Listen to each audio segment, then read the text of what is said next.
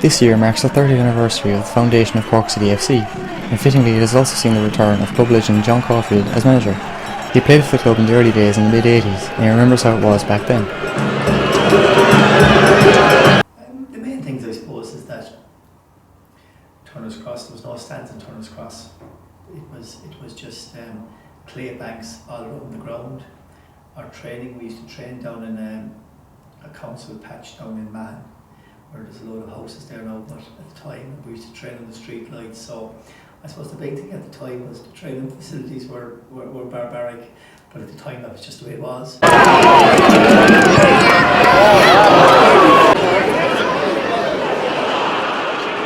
The club grew over the next few years, playing out a famous draw at Bayern Munich in 91 before winning their first league title in 93, which saw mass celebration in the city.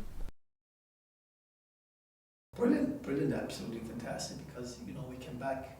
I'll always remember it was the Sunday evening. We came back into Cork. It was a beautiful summer's evening.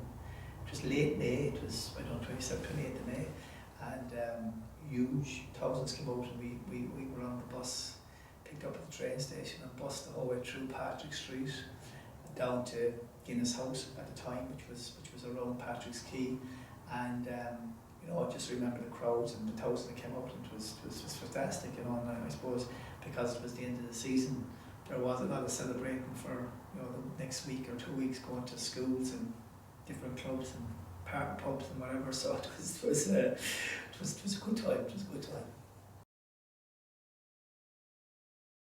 An ill-fated move to their own stadium in Bishopstown eventually saw the club hit financial trouble. As a result, the fans turned against the board.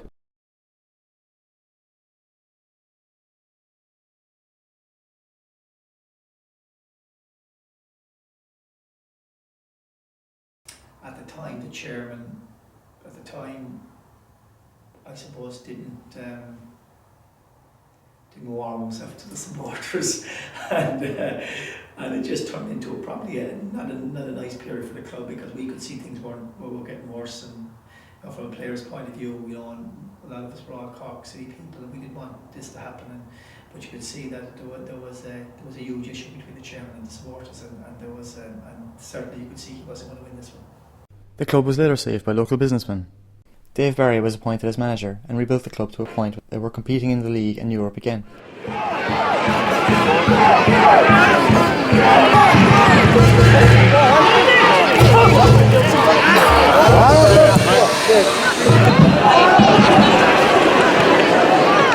This is the night we won the league in 2005 against Derry City, which was just incredible. I mean, it was one of those things that you just put every single ingredient into the mix, and it had everything. It was home game, massive crowd.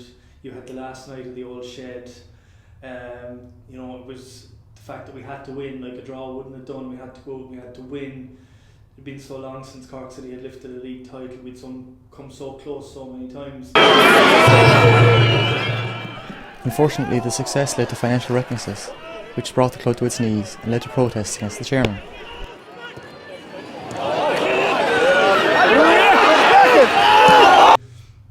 I remember one of the games towards the end of the 2009 season where there was a protest outside the game, and my head was inside the ground, my body was inside the ground, my heart was across the road with people protesting, and I remember talking to the manager and the players afterwards, and they'd come out. I think the protest was for the first 10 minutes or 20 minutes of the game, so the players came out to an empty stadium, and to be honest, it freaked most of them out, because crowds vary at Turner's Cross, but you never come out to Turner's Cross when there's nobody there, and it was just a surreal experience for people. Get out of our club!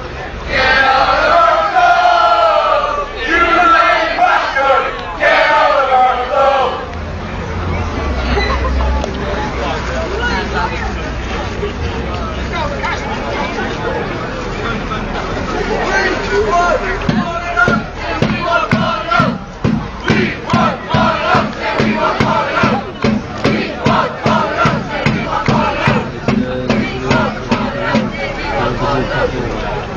Thankfully, when things did begin to fall apart, Forrest was there to pick up the pieces and thankfully save the club, because the reality is, had those people not done what they did when they did, we would have had yet again, like we had in the early 80s, at least a year, if not more, without Senior League of Ireland football in Cork. And for me, that's unthinkable.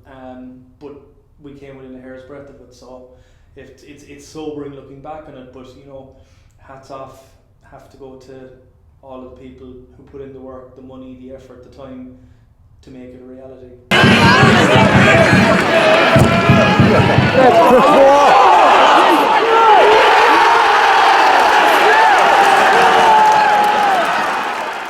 After those dark days, the club rebuilt under Forrest and have returned to the Premier Division. That goal earned City at the point against champion St Pat's in front of a crowd of over 5,000, the biggest in 7 years. Much of this has been put down to Caulfield, and who better to describe what makes Cork City special? And I just think that we have a uniqueness that other League of Ireland clubs don't have. And I think when you talk to even players that come in from the outside, and what I mean by that, coming from different counties or even may have played with other clubs, I think they know that when you play with Cork, it is different.